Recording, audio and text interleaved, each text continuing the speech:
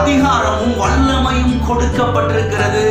தேடுகிற சமாதானம் இயேசுவினிடத்திலே உண்டு. இதுதான் விசுவாசத்தை சுமந்து செல்கிறது. எதற்காக சாபமானார்? ஒன்று, நியாயப்பிரமாணத்தின் சாபத்திற்கு நம்மை நீங்களாக்கி மீட்டுக் கொள்வதற்காக. இரண்டாவதாக, ஆபிரகாமுக்கு உண்டான அத்தனை ஆசீர்வாதங்களை நமக்கு கொடுப்பதற்காக அவர் சாபமானார். நம்முடைய பிரச்சனைக்கான பதில் அல்ல, விசுவாசம் தான் நம்முடைய பிரச்சனைக்கான பதில். விசுவாசம் உங்களுக்கு ஆயுதமாயிருக்கும் பொழுது வெற்றி உங்களுக்கு அடிமையாயிருக்கும். நம்முடைய தேவன் அவர் தரித்திரர் அல்ல, அவர் ஐஸ்வர்ய சம்பவமே அறியாத அவரை பாவம் ஆக்கினார் என்பது சத்தியம் என்று சொன்னால், அப்ப நீதியே அறியாத நம்மை நீதிமானாய் ஆக்கினார் என்பதும் சத்தியம் தான். அருமையானவர்களை கவனியுங்கள், மீட்பிலே பாவ மன்னிப்பும் மோட்சலோகம் போறது மாத்திரமல்ல, அதிலே சரீர சுகமும் அடங்கி இருக்கிறது.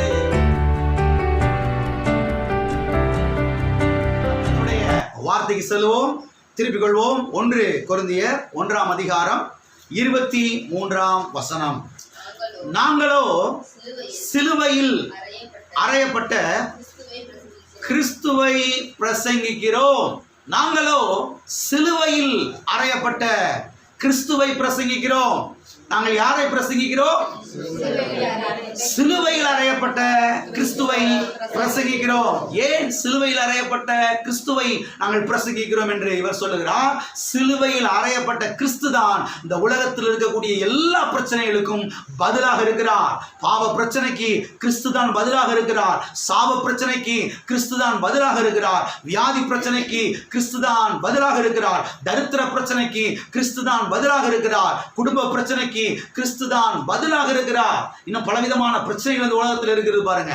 செய்வினைகள், பிள்ளி சுயங்கள், மந்திரவாதங்கள், மாந்திரிக வேலைகள், மருந்து வேலைகள், பேய் கோளாறுகள், எல்லா பிரச்சனைகளுக்கும் சிலுவையில் அறையப்பட்ட கிறிஸ்து தான் பதிலாக இருக்கிறார். எனவே தான் நாங்கள் சிலுவையில் அறையப்பட்ட கிறிஸ்துவை பிரசங்கிக்கிறோம். இந்த சிலுவையில் அறையப்பட்ட இயேசு கிறிஸ்துவை நீங்கள் விசுவாசித்து அவரை ஆண்டவராக ஏற்றுக்கொள்ளும் பொழுது, இந்த ஆண்டவராக இயேசு கிறிஸ்து எல்லா பாவத்திலிருந்தும் சாபத்திலிருந்தும் வியாதியிலிருந்தும் உங்களை விடுதலையாக்குவார். உங்களுடைய கண்ணீரை துடைப்பார், உங்களை வாழ வைப்பார். ஆகையால் தான் ஒரு தனிப்பட்ட மனிதன், ஒரு தனிப்பட்ட மனுஷி முதலாவது இயேசு கிறிஸ்துவை ஆண்டவராக ஏற்றுக்கொள்ள வேண்டும் என்பது அவசியம். ஒன்றாக இருக்கிறது, முக்கியமான ஒன்றாக இருக்கிறது. ஆகவே ஆண்டவராய் இயேசு கிறிஸ்துவை ஏற்றுக்கொள்ளாதவர்கள் இந்த காலவேளையில் இருப்பேன் என்று சொன்னால், ஆண்டவராய் இயேசு கிறிஸ்துவை உங்களுடைய சொந்த இரட்சகராக, உங்களுடைய ஆண்டவராக, உங்களுடைய தேவனாக நீங்கள் ஏற்றுக்கொள்ள வேண்டும்.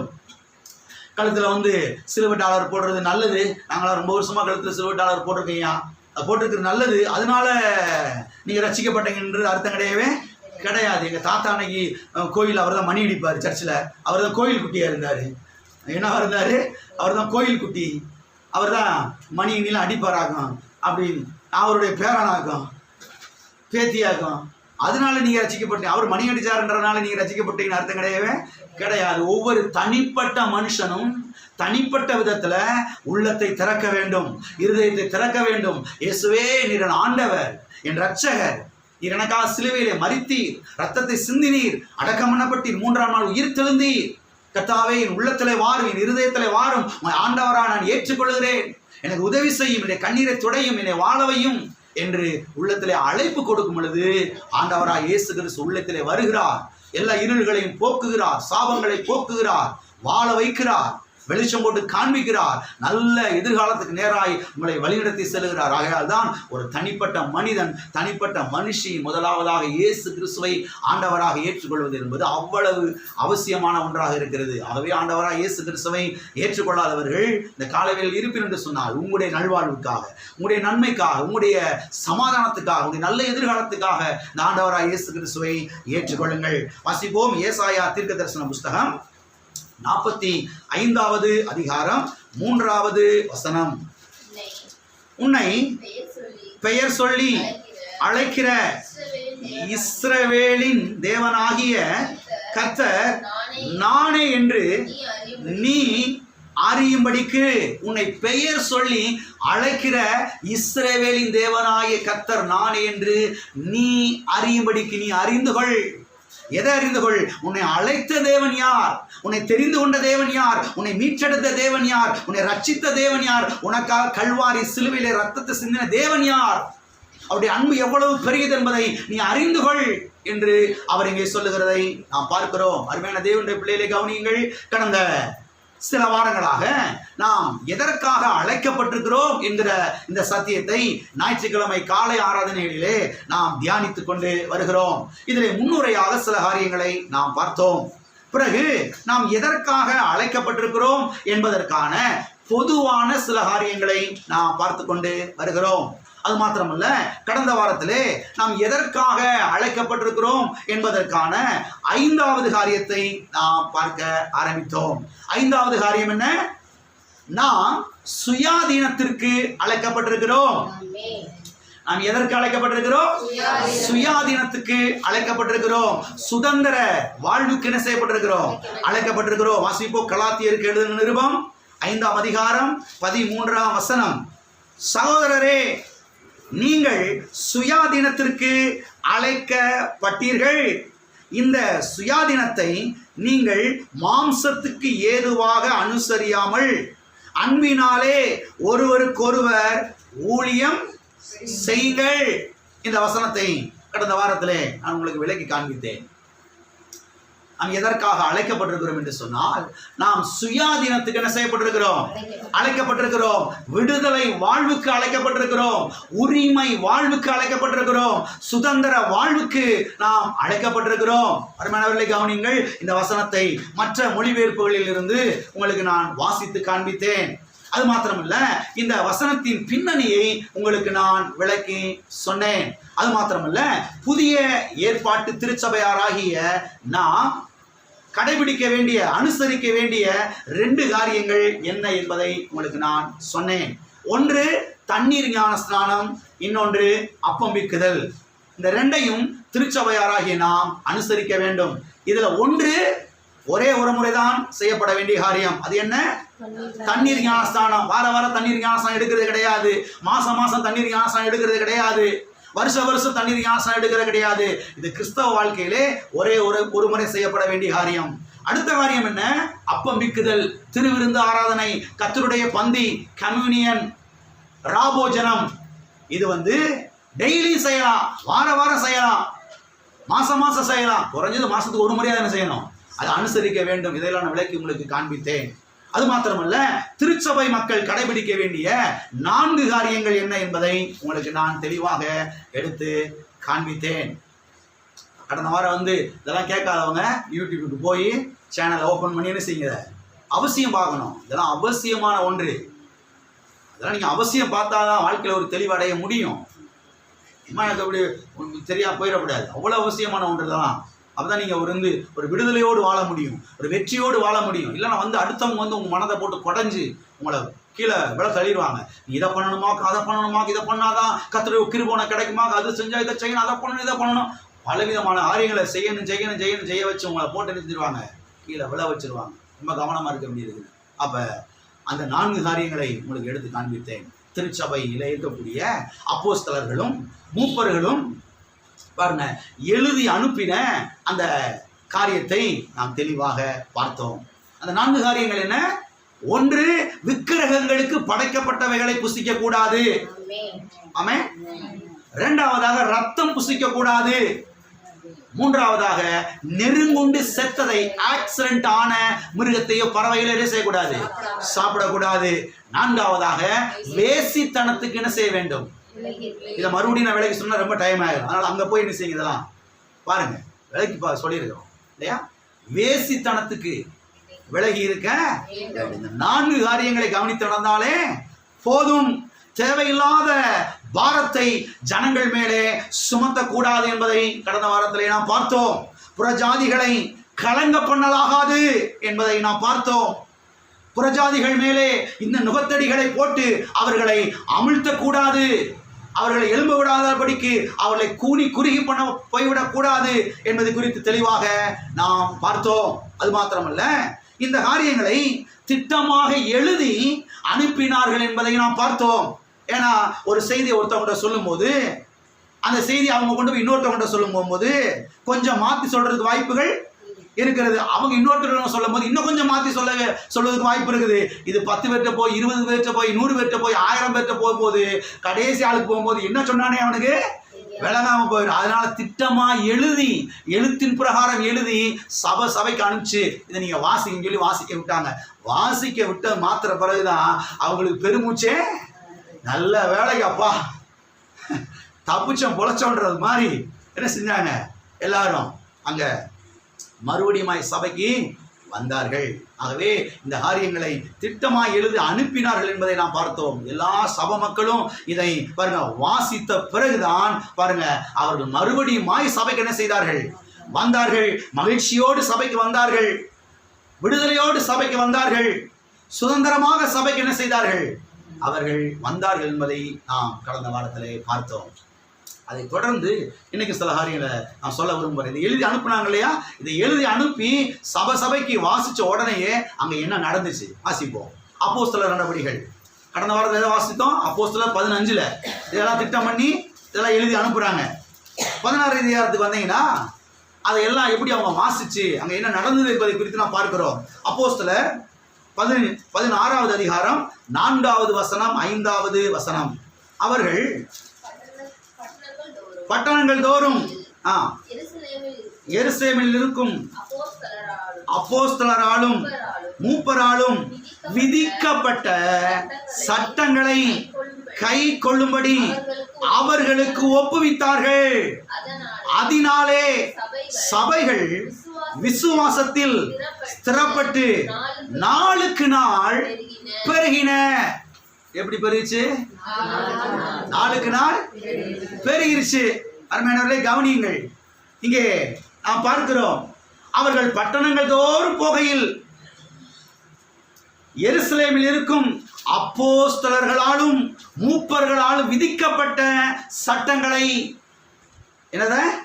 சட்டங்களை கை கொள்ளும்படி அவர்களுக்கு ஒப்புவித்தார்கள். இந்த கடிதத்தை கொண்டு போய் ஒப்புவிக்கிறாங்க, இந்த நிருபத்தை கொண்டு போய் ஒப்புவிக்கிறாங்க, இந்த லெட்டரை கொண்டு போய் ஒப்புவிக்கிறாங்க. ஒப்புவிச்ச உடனே எல்லாரும் வாசிக்கிறாங்க. நான் சபைக்கெல்லாம் வரல, பண்ண வீட்டில் வந்து ஏசுநாள் கும்பிட்டுக்கிட்டு இருக்கேன்னு சொன்னவங்க எல்லாம் வாசித்து பார்த்த உடனே அடே அப்பா நல்ல வேலைக்கு தப்பிச்சையா, இனிமேல் நான் சபைக்கு ஒழுங்கா வந்துடுறேன் அப்படின்னு எல்லாரும் மலன்னு சபைக்கு என்ன செய்ய ஆரம்பிச்சிட்டாங்க, ஓடி வர ஆரம்பிச்சிட்டாங்க. இங்க சொல்லப்பட்டிருக்கிறது 5வது வசனத்திலே அதனாலே, எல்லாம் சொல்லுங்க அதனாலே. அதனாலேன்னு எதனாலேன்னு கேள்வி கேட்டு பார்க்கணும். அதனாலேனா எதினாலேனா முந்தின வசனத்திலே பார்க்கிறோம் அவரிடத்திலே ஒப்புவிக்கப்பட்ட அந்த சட்டங்களை. என்னதுங்க சட்டங்கள்? எது முந்தின அதிகாரத்தில் சொன்னாங்க இல்லையா, இந்த 4 காரியம். அந்த 4 காரியத்தை கொண்டு போய் ஒப்புவிச்சதுனால அதெல்லாம் வாசித்து பார்த்த உடனே அடே அப்ப நல்ல வேலைக்கு போதும், இந்த 4 காரியத்தை கடைபிடிச்சா போதும், மற்ற தேவையில்லாத காரியத்தை தான் போட்டு செய்யணுமே சொல்லி நம்ம தலையை போட்டு பிக்க வேண்டிய அவசியம் கிடையாது. அப்ப அதனாலே என்றால் எதினாலே, பரிசுத்த ஆவியானவரால் உணர்த்தப்பட்டு அப்போஸ்தலர்களாலும் மூப்பர்களாலும் விதிக்கப்பட்ட சட்டங்களை கை கொண்டதினாலே என்று அர்த்தம். அதனாலே சபைகள் விசுவாசத்தில் ஸ்திரப்பட்டு நாளுக்கு நாள் பெருகின. அப்ப இதற்கு மிஞ்சி தேவையில்லாத காரியத்தை சபையிலே போதிக்கும் போதுதான், நல்லா கவனிங்க, இதை தவிர்த்து தேவையில்லாத காரியத்தை சபையில திருச்சபையில போதிக்கும் போதுதான் சபை வளராமல் போய்விடுகிறது, சபை விசுவாசத்தில் ஸ்திரப்படாமல் போய்விடுகிறது, ஜனங்கள் சபைக்கு வராமல் நின்று விடுகிறார்கள். எத்தனை பேருக்கு புரிகிறது? புரியுது? நீ என்ன பூ வச்சுட்டு வந்திருக்கிற, நீ என்ன நகையெல்லாம் போட்டு வந்திருக்கிற, பார்த்துருக்கிறீங்களா? நீ என்ன மீசை வச்சிருக்கிற, நீ என்ன இந்த துணியெல்லாம் உடுத்திட்டு வர்ற, நீ என்ன ஜடையில கிளிப்பெல்லாம் குத்தி இருக்க. இது ஒரு போதனையா? இதெல்லாம் சபையில சொல்லிக்கிட்டு இருக்கிறாங்க. கொஞ்சம் கூட மண்டையில மசாலா இல்லாம பைபிளை திறந்து வச்சுக்கிட்டு இதெல்லாம் சொன்னா எப்படி சபைக்கு வருவாங்க? இப்படி வருவான். அது புரியுங்களா? சைலண்டா இருக்கு. நீ என்ன செருப்பு போட்டு வர்ற, செருப்பெல்லாம் என்ன செய்யக்கூடாது. நீ என்ன கதர் வேஷ்டி கட்டிட்டு வர்ற? நீ என்ன வெள்ளை துணி உடுத்தாம வந்திருக்கிற? நீ வெள்ளை துணி உடுத்திட்டு வந்தா தான் உனக்கு அப்பம் திராட்சரசம் கொடுப்பேன். எத்தனை பேர் வந்துடும் இருக்கிறீங்களா? அதான் பேதுரு சொன்னார் இல்லையா போன ஒரு வாஸ்தம். தேவையில்லாத காரியத்தை அவங்க மேல போட்டு என்ன செய்யாதீங்க, திணிக்காதீங்க. இதை நம்மனாலேயே சுமக்க முடியல, இந்த நுகத்தடிய நம்முடைய பிதாக்களாலேயே சுமக்க முடியல. இப்ப பிரஜாதி மக்கள்கிட்ட போய் இதை செய்ய அதை செய்ய அதை செய் இதை செய் இதை பண்ணு அதை பண்ணு, இந்த முறைமை கை கொள்ளணும் அந்த முறைமை கை கொள்ளணும், அதை கடைப்பிடிக்கணும் இதை கடைப்பிடிக்கணும் போட்டு சுமத்தி ஏயா நீங்க நிம்மதியை கெடுக்கிறீங்க? 4 காரியத்தை சொல்லுங்க போதும், அதுக்கு விலை இருந்தா போதும். ஓகே, அவங்க பாட்டுக்கு சபைக்கு வரட்டும். ஏன் டார்ச்சரை கொடுக்குற? நீ என்ன மூக்குத்தி குத்தி இருக்க? நீ என்ன தாலி போட்டிருக்கிற? நீ என்ன மஞ்ச கயிறு கட்டி இருக்கிற? தேவையில்லாத போட்டு உளிக்கு எடுக்கிறது. அதான் சொல்றேன் இல்லையா, நான் இயேசுனார் வீட்டுல இருந்து என்ன செஞ்சுக்கிறேன் நினைச்சுக்கிறேன் போயிடுறாங்க சில ஆளுக்கு. நாம் சுயாதீனத்துக்கு அழைக்கப்பட்டிருக்கிறோம், சுதந்திர வாழ்வுக்கு அழைக்கப்பட்டிருக்கிறோம். எல்லாம் இருக்கிறீங்களா? அதனால இஷ்டம் போல வாழ்வுன்னு அர்த்தம் கிடையாது. அதான் சொல்றாரு, வேசித்தனத்துக்கு வேலை இருக்கும், ரத்தத்தை சாப்பிடாது, நொறுங்குண்டதை விக்கிரகங்களுக்கு படைக்கப்பட்டதை அவ்வளவுதான். ஏன் தேவையில்லாத போட்டு மக்களை போட்டு உலுக்கி எடுத்து என்னத்தான் போட்டு என்ன செஞ்சுருக்கீங்க சேர்ந்துட்டு. அப்போ இதெல்லாம் தேவையில்லாதான் சொல்லும் போது தான் ஜனங்கள் பேக் அடிக்கிறாங்க. ஜனங்கள் எல்லாம் இருக்கிறீங்களா? அதை பண்ணாதீங்கன்ற 4 காரியத்தை எழுதி எல்லா சபைகளுக்கு அனுப்பணும். அனுப்பிச்சு உடனே யாரெல்லாம் சபைக்கு வராமல் இருந்தாலும் அவன் எல்லாம் சபைக்கு என்ன செய்ய ஆரம்பிச்சிட்டான், வர ஆரம்பிச்சிட்டான். இங்க தெளிவாய் சொல்லப்பட்டிருக்கிறது, அருமையானவர்களை கவனியுங்கள். இந்த 4 காரியங்களை நீங்கள் கடைபிடித்தால் போதும், கை கொண்டாலே போதும் என்று சொல்லப்பட்டிருக்கிறது. இதை கை கொண்ட மாத்திரத்துல என்ன நடக்குது, அங்க விசுவாசத்திலே ஸ்திரப்பட்டார்கள். எதுல ஸ்திரப்பட்டாங்க? அவன் பயந்து நடிக்கிட்டு இருந்தவன்லாம் இப்ப விசுவாசத்துல செய்ய ஆரம்பிக்கிறான், ஸ்திரப்பட ஆரம்பிக்கிறான். இன்னைக்கு இந்த வாரம் சபைக்கு போனா பாஸ்ட் என்ன சொல்லுவாரோ, எதை கடைபிடிக்க சொல்லுவாரோ, எதை பண்ண சொல்லுவாரோ ஒன்னும் புரியலையே. இதை செஞ்சாதான் ஆண்டவர் ஜெபத்துக்கு பதில் தெரிவிச்சு விடுறாரு, அதை செஞ்சாதான் பதில் தெரிவிச்சு விடுறாரு. என்னத்தை சொல்ல போறாரோ, என்ன பண்ண போறாரோ அப்படின்னு நடிக்கிட்டு இருந்தவங்கெல்லாம் இப்ப தைரியம் வர ஆரம்பிக்கிறாங்க. 4 காரியங்களை கடைபிடிச்சா போதியா, மற்றபடி நம்ம எப்பயும் போல ஜெபிக்கிற ஜெபம் பண்ணுவோம், நம்ம விசுவாசிப்போம், நம்ம கத்தரண்டையில் வருவோம், வேதத்தை வாசிப்போம், இதை செய்வோம் அதை செய்வோம். அவங்க பாட்டுக்கு என்ன செய்யறாங்க, வர்றாங்க. இங்க சொல்லப்பட்டிருக்கிறது, சபைகள் விசுவாசத்துல ஸ்திரப்பட்டு நாளுக்கு நாள் பெருகின. அப்ப இன்னைக்கு ஏன் சபை பெருக மாட்டேங்குது? அங்க போன எல்லாத்தையும் கழட்டி விட்டுருவாங்களே, மூலிகளுக்கு ஆக்கி விட்டுருவானே. ஹலோ, எல்லாம் இருக்கிறீங்களா? நான் போன வாரம் முதல் ஆராதனையில சொல்லலை, 2வது ஆராதனையில தான் சொன்னேன். எனக்கு ஒரு சகோதரி சொல்லிக்கிட்டு இருந்தாங்க பாருங்க, வேதனை. அவர் சொல்லியிருக்கிறாரு அந்த பாஸ்டர் அவங்ககிட்ட, நீங்க தாலியெல்லாம் போட்டுட்டு சர்ச்சுக்கு வரக்கூடாது, கழட்டிடுங்க. அவங்க சொல்லியிருக்கிறாங்க, தாலியை கழட்டினா புருஷன் செத்து போனதுக்கு சமமானம் ஆயிருமே. யாராவது கேட்ட என்ன சொல்றது? அவர் சொன்னாரா, புருஷன் செத்து போயிட்டேன்னு சொல்லு. அந்த பாஸ்டர் இப்படிதான் சொன்னா இவன் சபைக்கு வருவான். நடந்ததுங்க. நான் வந்து மிகைப்பிடித்துலாம் சொல்லலை, சும்மா விளையாட்டுக்கெல்லாம் சொல்லலை. எந்த சபைக்கு போறோன்றது ரொம்ப முக்கியம். அதான் சொல்றேன், அது சர்ச்சு தானேங்க. நான் போயிட்டேன், அவங்க பைபிள் வச்சு தானே பிரசங்கம் பண்றாங்க. அவங்க என்ன பிரசங்கம் பண்றாங்க சார்? என்ன பிரசங்கம் பண்றாங்க? என்ன சொல்லி கொடுக்குறாங்க பைபிள்ல இருந்து? அது ரொம்ப முக்கியம். எல்லாம் இருக்கிறீங்களா? எந்த ஸ்கூலும் தேடி போய் பிள்ளையை சேர்க்கிறோம், அதுக்கெல்லாம் நமக்கு கூறு இருக்குது. ஆனால் சர்ச்சில் மட்டும் எங்கிட்ட போய் தொலைவோம், போ எங்கேயும் போய் உட்காந்து வருவோம்.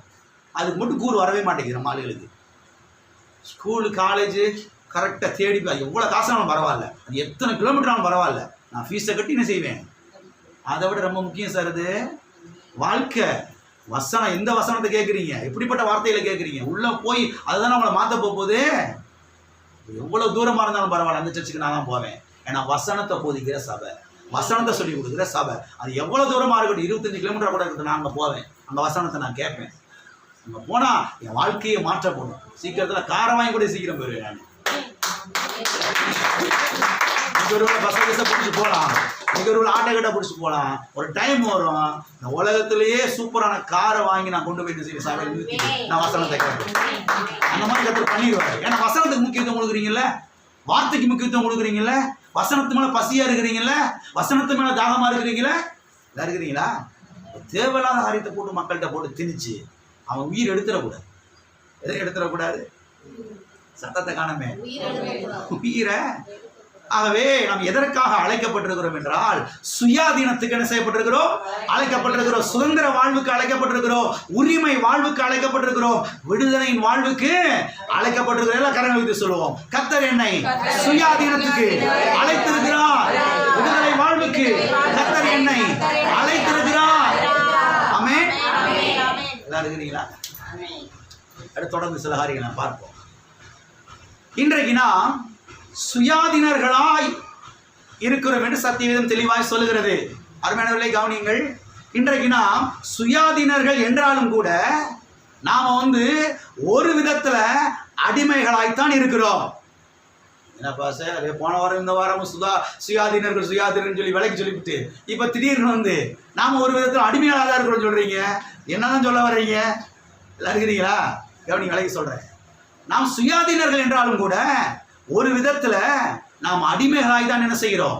இருக்கிறோம். என்ன அடிமைகளாக இருக்கிறோம்? அன்பின் அடிமைகளாய் இருக்கிறோம். இருக்கிறீங்களா? அன்பின் அடிமைகளாய் இருக்கிறோம்.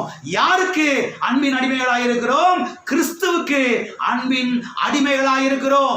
ஏன் அவருக்கு நாம் அன்பின் அடிமைகளாய் இருக்கிறோம் என்று சொன்னால், பாவியாக இருந்த என்னை அவர்தானே தேடி வந்தாரு. ஆமென்.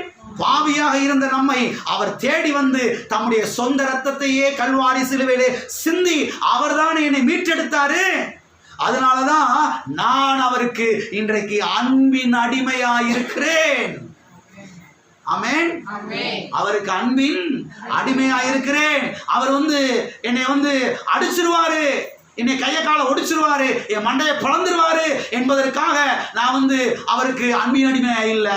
அவர் என்னை அன்பு கூர்ந்து என்னை நேசித்து கல்வாரி சிலுவையிலே நீசக்கோலமாய் தொங்கி ரத்தத்தை சிந்தி என்னை மீட்டு எடுத்தாரே.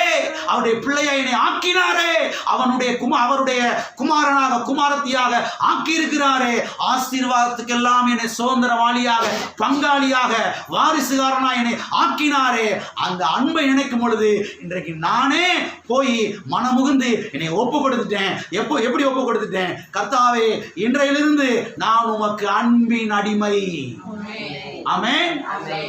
எல்லாரும் இருக்கிறீங்களா? கொத்தடிமை இல்ல, அன்பின் அடிமை. அந்த அடிமைத்தனம் வேற, இந்த அடிமை என்பது வேற. பிசாசு நம்மளை அடிமைப்படுத்தி வச்சிருந்தான், அசுத்தங்களை செய்வதற்கு, அக்கிரமங்களை செய்வதற்கு, பலவிதமான பாவகாரியங்களை செய்வதற்கு நம்மளை அடிமைப்படுத்தி நம்மளை நிமிர விடாம பண்ணியிருந்தான். கர்த்தர் தம்முடைய ரத்தத்தினால நம்மை மீட்டெடுத்து இன்றைக்கு நம்மை விடுதலையாக்கி இருக்கிறார். சுதந்திர வாழ்வை கொடுத்திருக்கிறார். சுயாதீனர்களாய் ஆக்கி இருக்கிறார். ஃப்ரீ பண்ணிருக்கிறாரு. இப்ப நாம என்ன பண்றோம்? கர்த்தர் இவ்வளவு பெரிய விடுதலை கொடுத்தபடியா இன்றைக்கு நான் உமக்கு அன்பின் அடிமையா இருக்கிறேன், நீங்க என்ன சொன்னாலும் நான் செய்வேன் ஆண்டவரே. எல்லாம் இருக்கிறீங்களா? அது அன்பின் அடிமை. கர்த்தர் அடிச்சிருவாரு, நொறுக்கிடுவாரு, கைய கால இணுங்கிடுவாரு அப்படின்னு பயந்து நடுங்கி போய் நம்ம அவருக்கு அன்பின் அடிமையா இல்ல. அவர் என்னை நேசித்து இவ்வளவு பெரிய காரியத்தை செஞ்சு என்னை மீட்டு எடுத்தாரே, அந்த மீட்பை நினைக்கிறேன். ஆமென். அந்த குமாரன் என்கிற ஸ்தானத்தை நினைக்கிறேன். ஆமென். 1 யோவான் 3ஆம் அதிகாரத்துல 1ஆம் வசனத்தை வாசிக்கிறோம். நாம் தேவனுடைய பிள்ளைகள் என்று அழைக்கப்படுகிறதுனாலே தேவன் நமக்கு பாராட்டின அன்பு எவ்வளவு பெரிதென்று பாருங்கள். இந்த வாரத்தில் நான் ஜெபம் பண்ணிக்கிட்டு இருக்கும் இந்த வசனத்தை கர்த்தர் ஞாபகப்படுத்திட்டே இருந்தார். பாரு, கொஞ்சம் எண்ணி பாருங்க. நாம் தேவனுடைய பிள்ளைகள் என்று அழைக்கப்படுகிறதுனாலே, கடவுளுடைய பிள்ளைங்க நம்மெல்லாம். வெளியில சொல்றாங்க இவங்கெல்லாம் ஆண்டவருடைய பிள்ளைங்க. நமக்கு தான் தெரியல நம்ம யாருடைய பிள்ளைன்னு. ஆனா அவனுக்கு தெரியுது இவங்க யாருடைய பிள்ளைங்க. எனக்கு அப்படியே ஜெபம் பண்ணிக்கிட்டு இருக்கேன் பாருங்க, அந்நிய பாசம் இருந்து ஜெபம் பண்ணிக்கிட்டு இருக்கிறேன். இந்த வசனத்தை அப்படியே கர்த்தர் ஞாபகப்படுத்துறாரு, உள்ள கொண்டு வர்றாரு, திரும்ப திரும்ப அதை சொல்ல வைக்கிறாரு. எனக்கு அப்படியே ஆச்சரியமா இருக்குது. நம் தேவனுடைய பிள்ளைகள் என்று அழைக்கப்படுகிறதுனாலே எப்படிப்பட்ட மோசமான ஆளா இருந்தா நம்மள ஒரு காலத்துல இன்னைக்கு நம்மள கடவுளுடைய பிள்ளைன்னு சொல்றாங்க. என்ன தகுதி இருக்கு நமக்கு? யோசித்து பாருங்க. கடவுளுடைய பிள்ளை நம்ம சொல்றதுக்கு நம்ம அருகதை நமக்கு இருக்குதா? தகுதி இருக்குதா? இயேசு கிறிஸ்துவின் ரத்தம் நம்மை தகுதிப்படுத்தி இருக்கிறது, அவருடைய பிள்ளையா ஆக்கி இருக்கிறது. ஆமென். தேவனுடைய பிள்ளையா இருக்கிறேன். கர்த்தாவே, இன்றைக்கு நான் உங்க அன்பின் அடிமை ஆண்டவர். எத்தனை நாள் சொல்ல முடியும்? உண்மையாகவே நான் உமக்கு அன்பின் எல்லாம் சொல்லுவோம். நான் ஆண்டவருக்கு அன்பின் அடிமையா இருக்கிறேன். ஆமென். கைப்படி சொல்லுங்க, சிரிச்ச முகத்தோடு சொல்லுங்க, நீங்க ஆண்டவருக்கு அன்பின் அடிமையாய் இருக்கிறீர்கள். ஆமென். அன்பினாலே அன்பின் அடிமைகளா என்ன செய்கிறோம்? இருக்கிறோம். வாசிப்போம். 1 கொரிந்தியர் 7ஆம் அதிகாரம். 1 கொரிந்தியர் 7ஆம் அதிகாரம் 23ஆம் வசனம் 24ஆம் வசனம். நீங்கள் கிரயத்துக்கு கொல்லப்பட்டீர்கள், மனுஷனுக்கு அடிமைகளாக இருங்கள். சகோதரரே, அவனவன் தான் அழைக்கப்பட்ட நிலைமையிலே தேவனுக்கு முன்பாக நிலைத்து இருக்க கடவன். இங்கே நான் பார்க்கிறோம், நீங்கள் கிரயத்துக்கு கொல்லப்பட்டீர்கள், மனுஷருக்கு அடிமைகளாய் ஆகாதிருங்கள். யாருக்கு அடிமைகள் ஆகாதிருங்கள்? மனுஷருக்கு அடிமைகள் ஆகாதிருங்கள். நீங்கள் கிரயத்துக்கு கொல்லப்பட்டீர்களே. நீங்கள் எதற்கு கொல்லப்பட்டீர்களே? கிரயத்துக்கு கொல்லப்பட்டீர்களே. என்ன கிரயத்துக்கு கொல்லப்பட்டீர்களே? இரத்த கிரயத்துக்கு கொல்லப்பட்டீர்களே. இயேசு கிறிஸ்து தம்முடைய ரத்தத்தை கொடுத்து நம்ம என்ன செய்திருக்கிறார்? வாங்கி இருக்கிறார். நீங்க கடைக்கு போறீங்க, ரூபாயை கொடுக்குறீங்க. இதே வேற நாடுகளுக்கு போனா டாலரை கொடுக்குறாங்க, ஈரோவை கொடுக்குறாங்க, ரூபியை கொடுக்குறாங்க. அந்தந்த நாட்டுக்கு ஏற்ற மாதிரி சில காரியங்களை கொடுத்து வாங்குறாங்க. நான் கிரயத்துக்கு வாங்கிட்டேன் அப்படி சொல்றாங்க இல்லையா? இயேசு கிறிஸ்து நம்மை வாங்கி இருக்கிறார். ரத்த கிரயத்துக்கு என்ன செய்திருக்கிறார்? நம்மை வாங்கி இருக்கிறார். யாருடைய ரத்த கிரயத்துக்கு நம்மை வாங்கி இருக்கிறார்? அவருடைய ரத்த கிரயத்துக்கு, இயேசு கிறிஸ்துவின் விலையேறப்பட்ட ரத்தத்திற்கு நம்ம என்ன செய்திருக்கிறார்?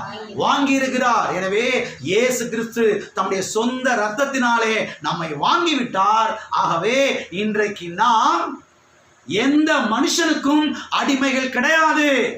நாம் கிறிஸ்துவுக்கு அடிமைகளாய் இருக்கிறோம். என்ன அடிமைகளாய் இருக்கிறோம்?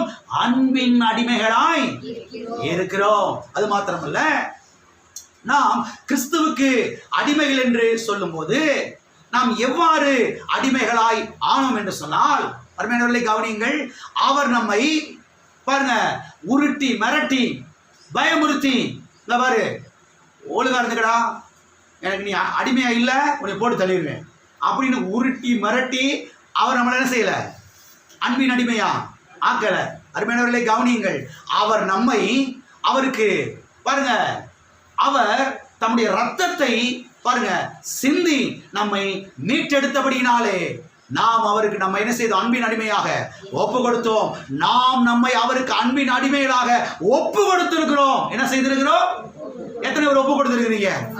ஒப்பு கொடுக்காதவங்க ஒப்பு கொடுங்க. இனிமேல் கர்த்தாவே, உமக்கு நான் அன்பின் அடிமை, அன்பின் அடிமையாக என்ன செய்கிறேன்? இன்றைக்கு நான் உமக்கு என்னை ஒப்பு கொடுக்கிறேன் ஆண்டவரே. ஆமென். நான் சிகரெட்டுக்கு அடிமை கிடையாது, சாராயத்துக்கு நான் அடிமை கிடையாது, வேசித்தனத்துக்கு நான் அடிமை கிடையாது, அக்கிரமத்துக்கு நான் அடிமை கிடையாது, மூக்குப்பொடிக்கு நான் அடிமை கிடையாது, வெத்தலை பாக்குக்கு நான் அடிமை கிடையாது, சினிமாவுக்கு நான் அடிமை கிடையாது. எல்லாம் இருக்கிறீங்களா? நான் உமக்கு அடிமை ஆண்டவரே. நான் இன்றைக்கு உமக்கு என்னை அன்பின் அடிமையா என்ன செய்யறேன்? ஒப்பு கொடுக்கிறேன். அப்படி ஒப்பு கொடுத்துருக்குறோம். நாம அவர் நம்மளை உருட்டி மிரட்டி கழுத்துல கத்திய வச்சு அப்படிலாம் நம்மளை அன்பின் அடிமை ஆக்கல. நாம அவருடைய அன்பை நினைச்சு, அவருடைய கிருபையை நினைச்சு, அவருடைய கல்வாரி நினைச்சு, அவருடைய கல்வாரி பாடுகள் நினைச்சு நாம் நம்மை அவருக்கு அன்பின் அடிமைகளா என்ன செய்திருக்கிறோம்? ஒப்பு. எவ்வாறு ஒப்பு கொடுத்தோம்? ஆண்டவரே, பாவத்திற்கு அடிமையாக இருந்த என்னை விடுதலை ஆக்கினீரே, பிசாசுக்கு அடிமையாக இருந்த என்னை விடுதலை ஆக்கினீரே, பாவத்திலும் சாபத்திலும் வாழ்ந்து கொண்டிருந்த என்னை மீட்டு எடுத்தீரே, உமக்கு நன்றி. நீர் என்னை அன்பு கூர்ந்து உம்மையே எனக்காக தந்து என்னை மீட்டுக் கொண்டபடியால் இன்றைக்கு நானே மனமுகுந்து என்னை உமக்கு அன்பின் அடிமையா என்ன செய்கிறேன்? ஒப்பு கொடுக்கிறேன் என்று ஒப்பு கொடுத்து அன்பின் அடிமையா என்ன செய்திருக்கிறோம் இன்றைக்கு நாம். ஆமென். எத்தனை பேர் இவ்வாறு உங்களை ஒப்பு கொடுத்திருக்கிறீங்க? அப்படி ஒப்பு கொடுக்காதுங்க, ஒப்பு கொடுங்க. எல்லா கரங்களுக்கு சொல்லுவோம். தகப்பனே, என்னை இன்றைக்கு உமக்கு அன்பின் அடிமையாக ஒப்பு கொடுக்கிறேன். ஆமென். இவ்வாறுதான் ஒப்பு கொடுக்க வேண்டும். இவ்வாறு ஒப்பு கொடுப்பதுதான் சரி. அது மாத்திரமல்ல, அன்பின் ஆண்டவரே, நீர் என்னை மீட்டு கொண்டபடியால் இன்றைக்கு நான் ஒரு தீர்மானத்தை எடுக்கிறேன். அது என்ன தீர்மானம்? நீர் என்ன சொல்லுகிறீரோ அதை எல்லாம் நான் செய்வேன். ஆமென். உம்முடைய சித்தம் தான் என் சித்தம், உம்முடைய ஆசைகள் தான் என்னுடைய ஆசைகள், உம்முடைய விருப்பம் தான் என்னுடைய விருப்பம், உம்முடைய கனவுகள் தான் என்னுடைய கனவுகள், உம்முடைய தரிசனம் தான் என்னுடைய தரிசனம், உம்முடைய திட்டம் தான் என் திட்டம், உம்முடைய விருப்பம் தான் என் விருப்பம். ஆண்டவரே, உம்முடைய விருப்பத்தை, உம்முடைய தரிசனத்தை, உம்முடைய கனவை என்னுடைய நான் ஆக்கிக் கொள்ளுகிறேன் என்று நாம் நம்மை கர்த்தருக்கு என்ன செய்ய வேண்டும்? ஒப்பு கொடுக்க வேண்டும். இப்படி ஒப்பு கொடுத்தீங்கன்னா நான் சொல்றேன், உங்க வாழ்க்கை இந்த உலகத்தில் இருக்கிறவங்களுடைய மற்றவருடைய வாழ்க்கை போல இருக்கவே இருக்காது. அநேகருக்கு ஆசீர்வாதம் உள்ள ஒரு வாழ்க்கையாய் மாறும். உங்களை கொண்டு கட்ட அநேகரை ஆசீர்வதிப்பார், அநேகரை ஆசீர்வதிப்பார். அதான் தேவனுடைய திட்டம். உங்க மூலமா அநேக குடும்பங்கள் ஆசீர்வதிக்கப்பட வேண்டும், அநேக குடும்பங்கள் வாழ்வடைய வேண்டும், அநேக குடும்பங்கள் பாருங்க கண்ணீர் துடைக்கப்பட வேண்டும், அநேகர் சுகமடைய வேண்டும். எப்பதெல்லாம் நடக்கும்? இப்படி உங்களை தனிப்பட்ட விதத்துல ஒப்பு கொடுக்கும், அடிக்கடி ஒப்பு கொடுக்கும்.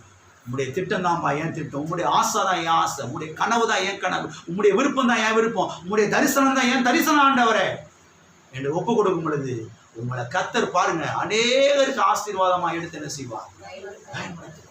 கர்த்தர் சொன்னாரு, அவைகளை என்னிடத்திலே கொண்டு வாருங்கள். 5 அப்பம் 2 மீன் இல்லையா? இங்க ஒரு பையன்கிட்ட 5 அப்பம் 2 மீன் தான் ஆண்டவர் இருக்குது அப்படின்னு சொல்லி சொல்றாங்க. ஆண்டவர் சொல்றாரு, அதை ஏன்ட்ட கொண்டு வா, அதை ஏன்ட்ட கொண்டு வா. எத்தனை பேர் இருக்கிறாங்க? கிட்டத்தட்ட 20,000 பேருக்கு மேல இருக்கிறாங்க. 20,000 பேருக்கு எப்படி 5 அப்பம் 2 மீனை கொடுக்கறது? கர்த்தர் சொல்றாரு, ஏன்ட்ட கொண்டு வா, நான் கொடுக்க என்னால முடியும், கொண்டு வா, ஏன்ட்ட கொண்டு வா. கர்த்தர்ட்ட கொண்டு வர்றாங்க. கர்த்தரை எடுத்து பாருங்க, கையில வச்சு அதை பிளஸ் பண்றாரு, அதை ஆசீர்வதிக்கிறாரு. அங்கே நாம் பார்க்கிறோம், அதை கர்த்தர் பிட்டு அவரிடத்திலே கொடுத்தார். ஆசீர்வதிக்கிறீங்களா? பிட்டு என்ன செய்தாரு? கொடுத்தார். இருந்தது 5 அப்பம் 2 மீன், ஆசீர்வதிக்கப்பட்டது 20,000 பேருக்கு மேல. நான் சொல்றேன், நீங்கள் உங்களை முழுமையாய் கர்த்தருக்கு ஒப்பு கொடுத்தீங்கன்னா 20,000 பேர் என்ன, 20 லட்சம் பேருக்கு கர்த்தர் உங்களை ஆசீர்வாதமாக மாற்றுவார். 20 லட்சம் பேருக்கு கர்த்தர் உங்களை ஆசீர்வாதமாக மாற்றுவார். உங்களை எடுத்து என்ன செய்வாரு? கொடுப்பாரு. உங்களை பிட்டு அநேக மக்களுக்கு ஆசீர்வாதமாய் கொடுப்பார். முழுமையாய் ஒப்பு கொடுக்க வேண்டும். அன்பின் அடிமையாக கர்த்தாவை ஒப்பு கொடுக்கிறேன்பா. வாழ போறது 70 வருஷமோ 90 வருஷமோ 100 வருஷமோ, இந்த வருஷங்களுக்குள்ள எத்தனை குடும்பங்களுக்கு நான் ஆசீர்வாதம் இருக்கணுமோ அத்தனை குடும்பத்துக்கு நான் ஆசீர்வாதம் இருந்துடணும். சும்மா போய் சேர்த்தக்கூடாது பரலோகத்துக்கு. என்னையும் பாரு, என் முகத்தையும் பாரு அப்படின்னு வீசிக்கு போவாங்க. வெறும் பேக்க கூடைகள் என்னடா இருக்க, ஒண்ணுமே இருக்கா, வெறும் பேக்க வீசிக்கு போயிடறேன். ஏன்னா மற்றவங்களாம் பார்க்கணும், ஐயா எங்கேயோ ஆஃபீஸ் போகிறேன், அங்கே ஒன்றுமே இல்லை. இந்த மாதிரி பரலோகத்துக்கு போகும்போது என்னைய பாரு, என் கையை பாரு, சும்மா கையாடிட்டு போகக்கூடாது. கர்த்தாவே, இத்தனை பேர் என் மூலம் ஆசீர்வதிக்கப்பட்டிருக்கிறாங்கப்பா, நீர் ஆசீர்வதித்து இருக்கிறீப்பா. அதை போல சந்தோஷம், அதை போல மகிழ்ச்சி வேற இருக்கவே இருக்காது. உங்களை முழுமையாய் கர்த்தருக்கு என்ன செய்யுங்க? ஒப்பு கொடுங்க. ஆமென். ஒப்பு கொடுத்தீங்கன்னா, அன்பின் அடிமையா ஒப்பு கொடுத்தீங்கன்னா அநேகருக்கு அநேக மக்களுக்கு கர்த்தர் செய்வார் உங்களை ஆசீர்வாதமா. உங்களை கொண்டு அநேகரை சுகமாக்குவார். கேன்சர் கட்டியை கூட கர்த்தர் உங்க மூலமா சுகமாக்குவார். ஆமென். எய்ட்ஸ் வியாதியை கூட கர்த்தர் உங்க மூலமா சுகமாக்குவார். என்னைய கொண்டா பாஸ்டர்? உங்களை கொண்டுதான். முழுமையா கர்த்தருக்கு என்ன செய்யுங்க? ஒப்பு கொடுங்க. ஆமென். அது கர்த்தருடைய சித்தத்தை தெரிந்து கொள்ளுங்கள். கர்த்தா உம்முடைய சித்தம் தான் ஏன் சித்தம் என்று எடுத்துக்கொள்ளுங்கள். இது எவ்வாறு எடுத்துக்கொள்வது? அன்பினாலே. எதனாலே? அப்ப நம்மளை யாருக்கு அடிமைகள்? கிறிஸ்துவுக்கு அடிமைகள்.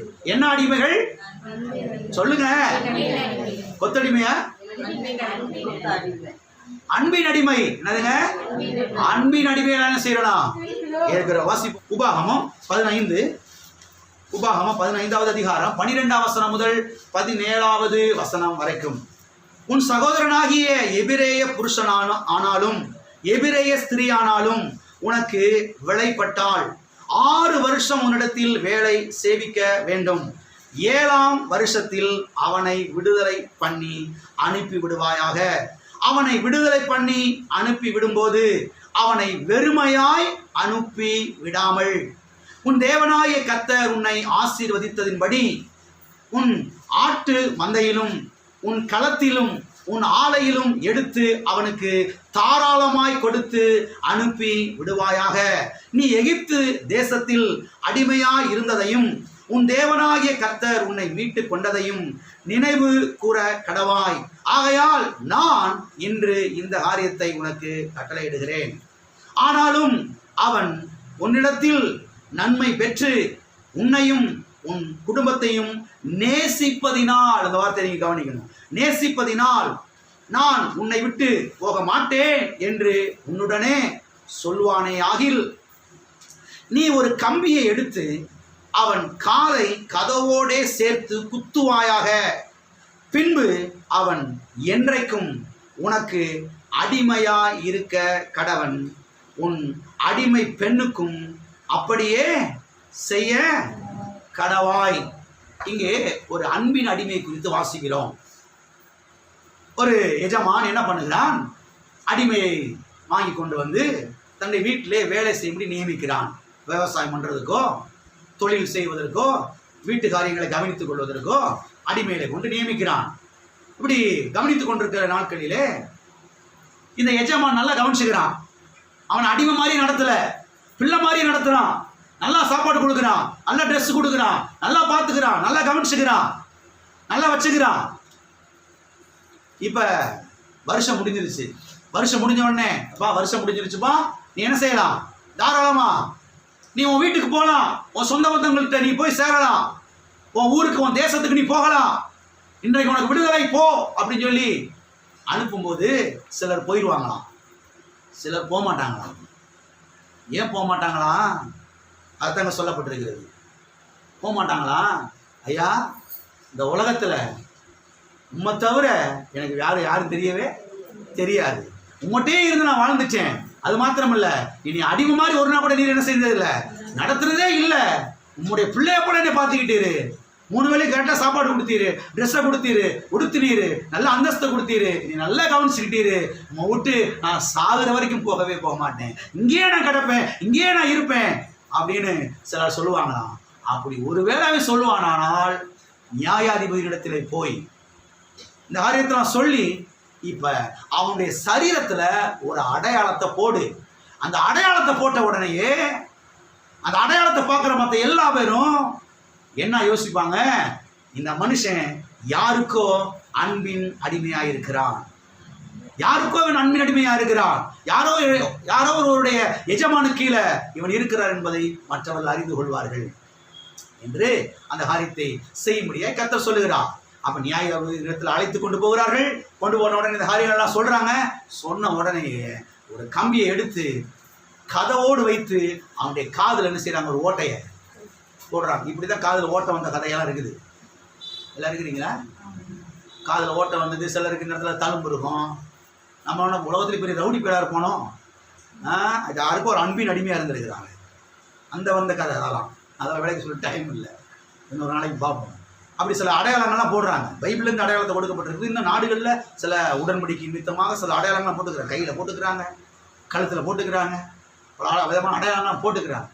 அப்போ இந்த கதவோடு வைத்து இந்த கம்பியை குத்தும் போது அவன் நிரந்தரமாக அந்த மனுஷனுக்கு என்ன செய்து விடுகிறான்? அன்பின் அடிமையாக அவன் மாறிவிடுகிறான். அதை குறித்து தான் இங்கே சொல்லப்பட்டிருக்கிறது. அப்ப இதை ஃபேஸ் பண்ணி என்ன சொல்றாரு கர்த்தர் நமக்கு?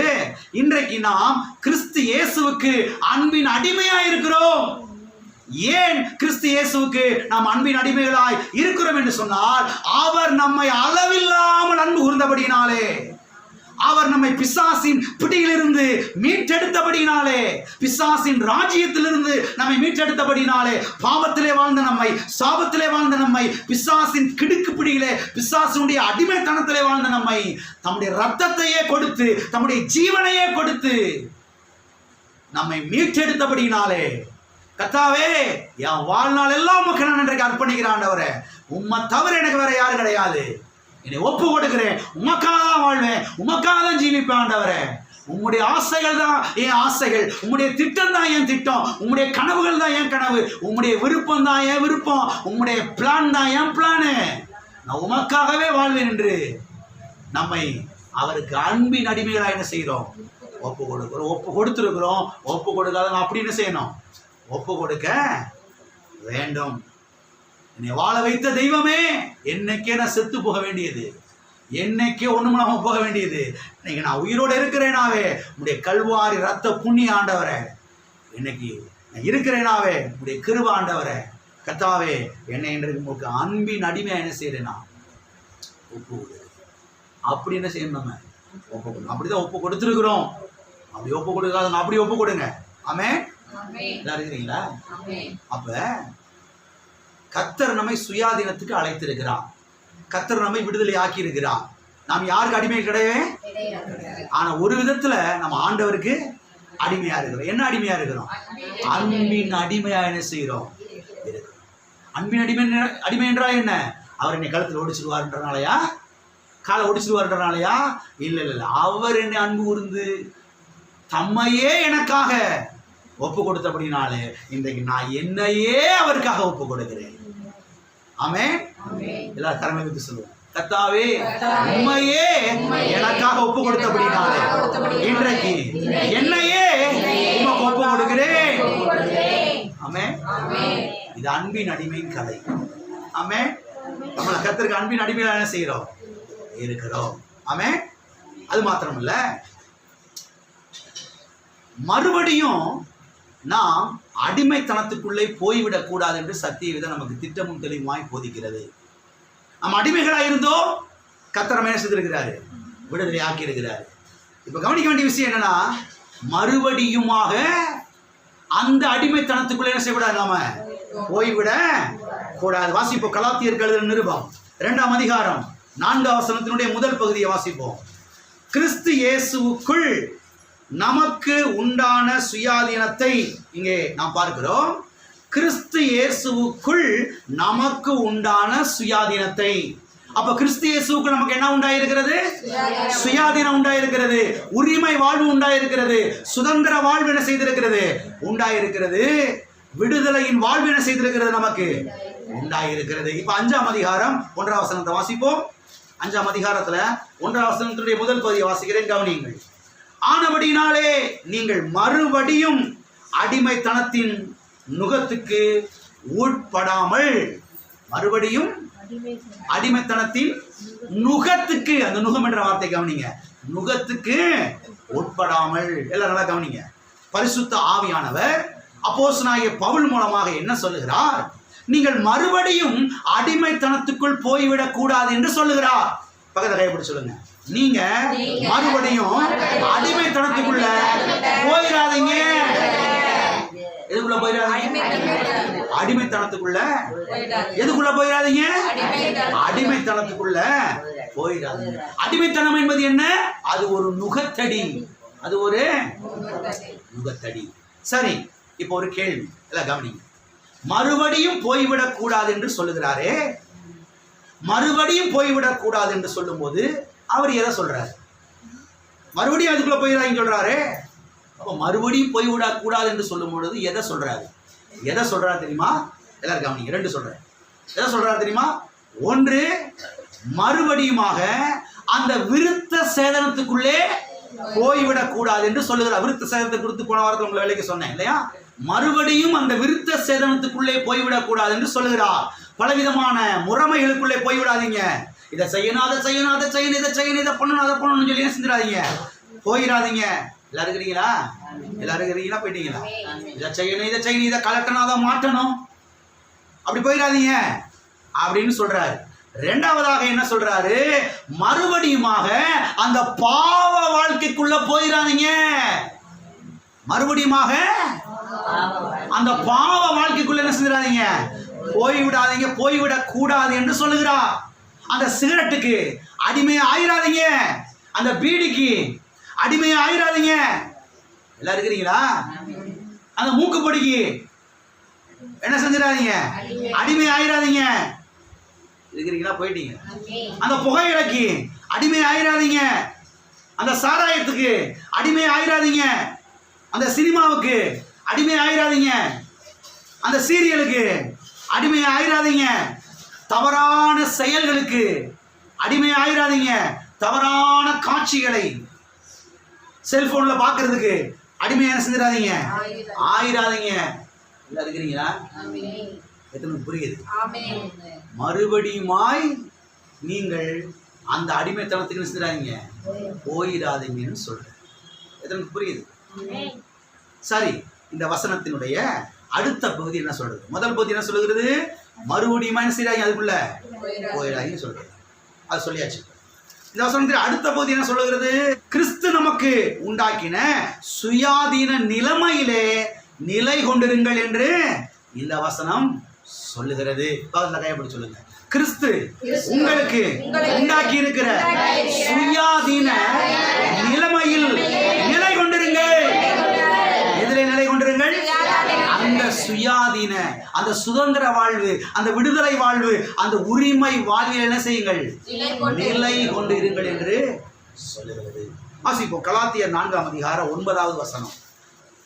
இப்பொழுதோ நீங்கள் தேவனை அறிந்திருக்க அல்லது தேவனாலே அறியப்பட்டிருக்க பலனற்றதும் வெறுமையுமான அவ்வழிபாடுகளுக்கு நீங்கள் மறுபடியும் திரும்பி மறுபடியும் அவைகளுக்கு அடிமை படும்படி விரும்புகிறது எப்படி? கேட்கிறார். மறுபடியுமாக அந்த வழிபாடுகளுக்கு போகணும்னு நினைக்கிறீங்களே, அது எப்படிப்பா? பலனற்றதும் என்னாற்றதும் பலனற்றதும் வெறுமையுமான அந்த வழிபாடு, அதுக்கு மறுபடியும் போன ஆசைப்படுறையே, இது எப்படி? இது நியாயமா? இது சரியா? இருக்கிறீங்களா? நீ தேவன் அறிஞ்சிருக்கிற, தேவன் உன்னை அறிஞ்சிருக்கிறாரு. இதெல்லாம் தாண்டி மறுபடியும் அந்த வழிபாடுகளுக்கு போன்னு நினைக்கிறையே, இது சரியா அப்படின்னு கேட்க இருக்கிறீங்களா? எதற்கு திரும்புகிறது? என்ன? பழைய வழிபாடுகளுக்கு. என்ன வழிபாடு?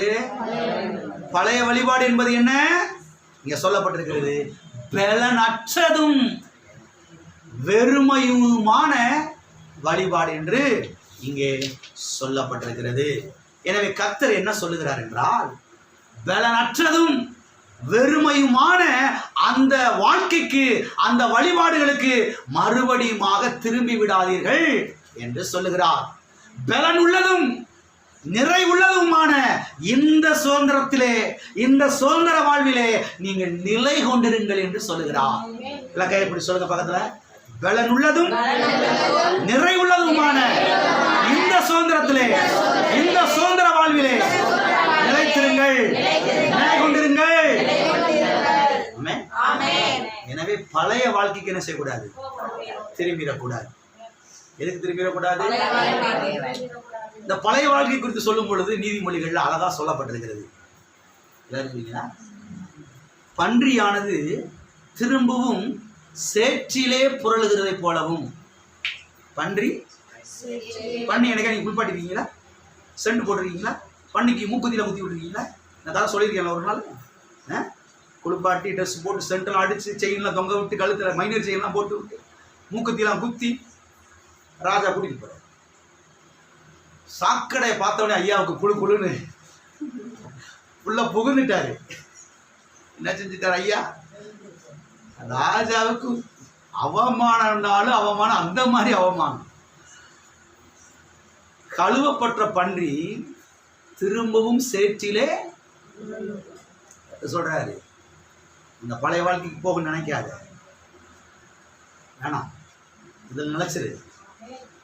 அடுத்து சொல்றாரு, நாயானது தான் கக்கினதை திரும்ப திரும்புகிறதை போல. தெரியுமா உங்களுக்கு? சொல்லணும் அவசியம் கிடையாது. இப்படி போகாதன்ற, பழைய வாழ்க்கைக்கு போகாதன்ற, அதை விரும்பாத, அதை நினைக்காதன்ற. இஸ்ரவேலர்கள் இருக்காங்களே, மனாந்தரத்தை வந்து உட்காந்துட்டு இருக்கிறாங்க. கர்த்தர் அற்புதமா போசிக்கிறார். வானத்திலிருந்து டெய்லி மண்ணா விழுகுது, இறைச்சி வருது, மேகஸ்தம்பம் வருது, அக்கினிஸ்தம்பம் வருது, தண்ணி கிடைக்குது. அடே அப்பா, என்ன மாதிரி வாழ்க்கை! செருப்பு 40 வருஷமா பிஞ்சு போலங்க. இங்க 40 நாள் பிஞ்சு போயிரு. நம்ம செருப்பு 40 வருஷமா பிஞ்சு போவா செருப்பு நீங்க பார்த்துருக்கிறீங்களா? அடே அப்பா, என்ன மாதிரி அற்புதங்க! ட்ரெஸ் கிளியவே இல்லை. பார்த்துருக்கீங்களா? ஏங்க நீங்கள் ஒரு ட்ரெஸ் வாங்குறீங்க உங்கள் பையனுக்கு 2 வயசு பையனுக்கு 40 வருஷம் கழிச்சு இந்த ட்ரெஸ்ஸை போட அப்படின்னு நினைக்கிறீங்க. நாங்கள் போட்டு பார்க்குறோம், ஜோயலுக்கு முடியலை, தூக்கி வெளியே போட்டு முதல்ல போகாது. அதுக்கு மேலே 40 வருஷமாக அந்த ட்ரெஸ் கிளியும் இல்லை. நான் நினைக்கிறேன் அந்த ட்ரெஸ் இவன் வளர வளர பெருசாகிட்டே இருக்குன்னு நினைக்கிறேன். நிச்சயமாக நடந்திருக்கணும். ஏன்னா சின்ன பையனுக்கு போட்டிருப்பாங்கல்ல, அங்கே எங்கே போய் தையக்குழி கொடுத்து தைக்கிறது வனாந்திரத்தில். கர்த்தர் என்ன மாதிரி அற்புதத்தை பண்ணுறாரு.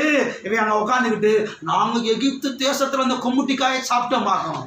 நான் இருந்தால் கண்டிப்பாக போட்டு தெளிப்பேன். கர்த்தர்னால பொறுமையாக இருந்திருக்கிறார் பாருங்க. அங்கே கொம்முட்டிக்காயை சாப்பிட்டோம் பார்க்குறீங்க, அப்படியே சாப்பிட்டாங்க. அங்கே கொத்தடிமையாக இருந்தாங்க. பார்வோன்ற வச்சு ஆலோட்டிகளை வச்சு அடித்து பிழிஞ்சு நிம்மதியை கெடுத்து ஒரு வாய் சோறு நிம்மதியை சாப்பிட முடியாது அடிமைப்படுத்தி அப்படி வச்சிருந்தா இங்கே வந்து உட்காந்துக்கிட்டு நாங்கள் அந்த வாழ்க்கையை நினச்சி பார்க்குறோன்னு இருக்காங்க. கர்த்தர் சொல்கிற அதை நினச்சி பார்க்காது, அது அடிமைத்தன வாழ்க்கை, நல்ல வாழ்க்கையே கிடையாது. உன்னை நான் ஃப்ரீ பண்ணியிருக்கிறேன், உன்னை விடுதலை ஆக்கியிருக்கிறேன், என்ன மாதிரி உனக்கு சுயாதீனத்தை கொடுத்துருக்கிறேன், என்ன மாதிரி ஆசீர்வாதம், என்ன மாதிரி உனக்கு சமாதான நிம்மதி அடையப்பா, என்ன மாதிரி அருமையான வாழ்க்கை. மறுபடியும் அதுக்கு போன் என்ன செய்யாத, நினைக்காத என்று கர்த்தர் சொல்லுகிறதை நாம் பார்க்கிறோம். ஆகவே பலனற்றதும் வெறுமையுமான அந்த வாழ்க்கைக்கு என்ன செய்யாதை, மறுபடியும் போன் நினைக்காது. பலன் உள்ளதும் நிறைவுள்ளதுமான இந்த நிலைமையில என்ன செய்யுங்கள், நிலை கொண்டு இருங்கள் என்று சொல்லப்பட்டிருக்கிறது. எல்லாம் இருக்கிறீங்களா? அது மாத்திரமல்ல, இப்ப இன்னொரு கவனிக்க போறோம். கவனிங்க, நமக்கு கொடுக்கப்பட்டிருக்கிற அந்த சுயாதீனத்தை நாம் தவறாக பயன்படுத்தக்கூடாது என்று சத்திய வேதம் சொல்லுகிறது. அதாவது பாவ காரியங்களுக்காக அந்த சுயாதீனத்தை செய்யக்கூடாது, பயன்படுத்தக்கூடாது. வாசிப்போம் அந்த வசனத்தை மறுபடியும். கலாத்தியர் 5ஆம் அதிகாரம் 13வது வசனம். நமக்கு கொடுக்கப்பட்டிருக்கிற அந்த சுயாதீனத்தை நாம் தவறாக பயன்படுத்தக்கூடாது. பாவ காரியத்துக்கு, அக்கிரமான காரியத்துக்கு என்ன செய்யக்கூடாது, அந்த சுயாதீனத்தை பயன்படுத்தக்கூடாது. வாசியுங்கள். சகோதரரே, நீங்கள் சுயாதீனத்துக்கு அழைக்கப்பட்டீர்கள். அந்த சுயாதீனத்தை நீங்கள் மாம்சத்துக்கு ஏதுவாக அனுசரியாமல், அதாவது பயன்படுத்தாமல், அன்பினாலே ஒருவருக்கொருவர் ஊழியம் செய்யுங்கள். இந்த வசனத்தை கடந்த வாரத்தில் வாசித்து காமிச்சேன் இல்லையா? ஈஸி டு ரீட் வேர்ஷன் என்கிற ஒரு மொழிபெயர்ப்பிலிருந்து வாசித்து காண்பித்தேன். மறுபடியும் அந்த வசனத்தை வாசிக்க போகிறேன். அந்த மொழிபெயர்ப்பிலிருந்து அப்போ இன்னும் கொஞ்சம் நல்லா தெளிவாக வளரும். அந்த மொழிபெயர்ப்பு வாசிக்கிறேன், கவனிங்கள். சகோதர சகோதரிகளே, சுதந்திரமாக இருக்க அழைக்கப்பட்டீர்கள். பாவ காரியங்களுக்கு அந்த சுதந்திரத்தை பயன்படுத்தாதீர்கள். பாவ காரியத்துக்காக அந்த சுதந்திரத்தை பயன்படுத்தாதீங்க. ஒருவருக்கொருவர் அன்புடன் சேவை செய்யுங்கள். இப்படிதான் அந்த மொழிபெயர்ப்பு வந்திருக்கிறது. அப்ப கர்த்தர் உங்களுக்கு சுதந்திர வாழ்வை கொடுத்திருக்கிறாரு. சுதந்திரமா வாழலாம், ஒன்றும் பிரச்சனை இல்லை. அந்த 4 காரியங்களை கடைபிடிச்சா போதும். மற்ற தேவையில்லாத காரியத்தை செய்யணும் சொல்லி உருண்டு கரண்டு வாழ்க்கையில செய்யக்கூடாது, வீணடிக்க வேணாம். ஆனால் அதே சமயத்தில் அந்த சுதந்திர வாழ்வை, அந்த சுயாதீனத்தை, அந்த உரிமை வாழ்வை, அந்த விடுதலையின் வாழ்வை போய் பாவகாரியத்தை செய்யறதுக்கு என்ன செய்யக்கூடாது, யூஸ் பண்ண கூடாது என்று சொல்லுகிறார். இந்த வசனம் என்ன சொல்லுகிறது?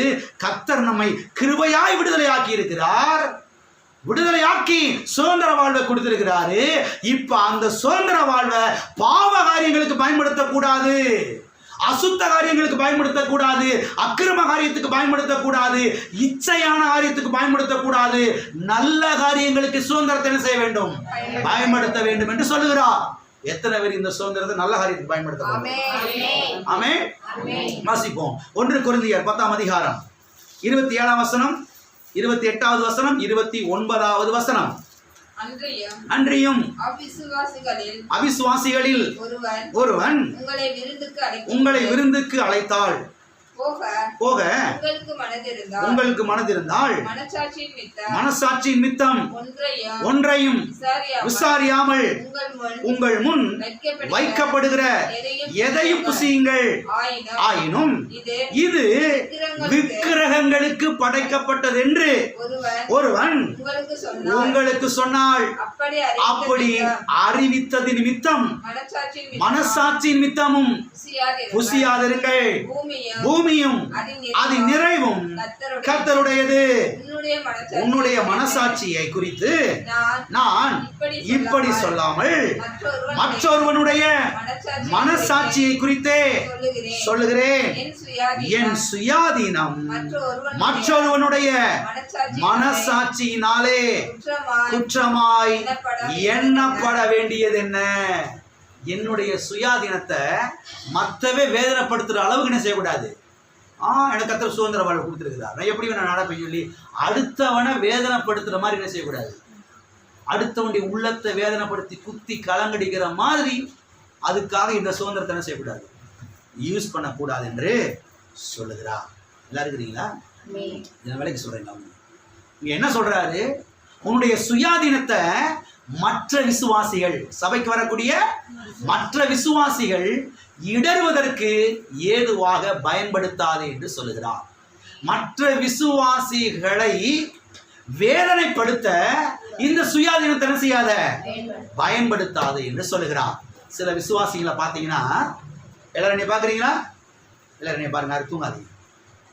சில விசுவாசிகளை பார்த்தீங்கன்னா அங்கேயும் போய் சுண்டக்கடலை வாங்கி தின்னுட்டு இருக்கிறது, அங்கேயும் போய் பொங்கச்சோத்தை வாங்கி தின்னுக்கிட்டு இருக்கிறது, அங்கேயும் போய் கொலக்கட்டையை வாங்கி தின்னுக்கிட்டு இருக்கிறது, அங்கேயும் எவனா தேங்காய் உடச்சான விழுந்து அடிச்சு பிறக்கி மண்ணோட மண்ணா எல்லாம் இருக்கிறீங்களா?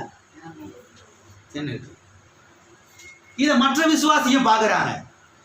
சபைக்கு வரக்கூடிய அந்த வழியை கிராஸ் பண்ற சபைக்கு வரக்கூடிய ஒரு விசுவாசி பார்க்குறாங்க. ஏன்னா அந்த பிரதர் ரோட்ல உடச்சு போடுற பிறகு தின்னுட்டு இருக்கிறாரு, எப்படி அந்த நிலைமை யோசிச்சு பாருங்க. என்னடா வரிசையில் போய் நின்று எடுத்து பொங்கச்சோறு வாங்கி தின்னுட்டு இருக்கிறாரு மனுஷன். சர்ச்சுக்கு ஞாயிற்றுக்கிழமை அங்கே வந்து அல்லலியா தோத்திரம் சொல்லிட்டு இருக்காரு, இங்கே வந்து சுண்டக்கடலை. நீங்க அமைதியா இருக்கிறத பார்த்து எனக்கு ஒன்றும் புரியல.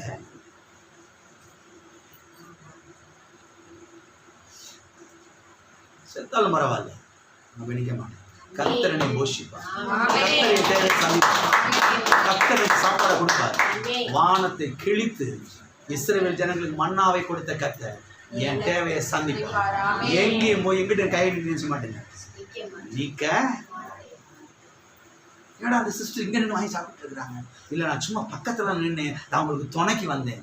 நீங்கள் துணைக்கு வந்தீங்கன்னு தான் உங்களுக்கு தெரியும். ஆனால் மற்ற விசுவாசிக்கு பார்க்கும்போது ஞாயிற்றுக்கிழமை ஆச்சுன்னா அங்கே வந்துடுறாங்க, வெள்ளிக்கிழமை ஆச்சுன்னா. அதுதான் சொல்கிறேன், உன் சுயாதீனத்தை மற்ற விசுவாசி இடறதுக்கு யூஸ் பண்ணாத. கர்த்தர் சுயாதீனம் ஆக்கி இருக்கிறாரு, அதை தவற யூஸ் பண்ணாத. அடுத்தவன் குடும்பம் இடறி போறதுக்கு பயன்படுத்தாத, அடுத்த விசுவாசி இடறி போறதுக்கு பயன்படுத்தாத. இருக்கீங்களா?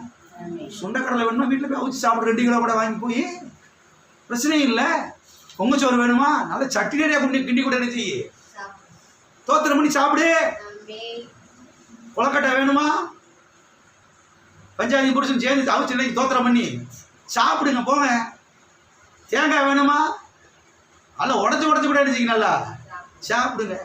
அங்கே போயிட்டா பிறகு தின்னுட்டு கிடக்கிறது. எல்லாம் இருக்கிறீங்களா? இருக்கிறீங்களா? சென்னையில் பைபிள் காலேஜ் படிச்சுக்கிட்டு இருந்தேன் பாருங்க. காலேஜ் ஒரு இடத்துல இருக்கும், ஹாஸ்டல் ஒரு இடத்துல இருக்கும். எல்லாம் முடிச்சுட்டு போனோம். சென்னையில் வெள்ளிக்கிழமை ஆச்சுன்னா பார்த்தீங்கன்னா தெருவில் தேங்காய் கிடக்கும். வீட்டுக்கு உடச்சு போட்டோம். நீங்கள் கூட வருவாங்க, படிக்கிறது பைபிள் காலேஜ். நீங்கள் போ அண்ணா நீங்கள் முன்னாடி போங்கண்ணே அப்படின்னு சொல்லி நீங்கள் போட்டு பிறகு வாங்கப்படுது. நான் சத்தம் போட படிக்கிறது பைபிள் காலேஜரா, என்னடா தெருவில் போய் அண்ணா சும்மா இருக்கண்ணே உங்களுக்கு தெரியாதுங்கண்ணே, அதெல்லாம் நம்ம ஒன்றும் செய்யாதுங்கண்ணே. ஒன்றும் செய்யாதுன்றது வேறடா. அடுத்தவன் பார்த்தா நினைப்பா என்ன படிக்கிறது பைபிள் காலேஜ் படிக்கிறீங்க இப்படி போய் இருக்கிறீங்களா? அடுத்தவை இடறி போறதுக்கு ஏதுவாக இந்த சுயாதீனத்தை இந்த விடுதலை வாழ்வு என்ன செய்யக்கூடாது, பயன்படுத்த.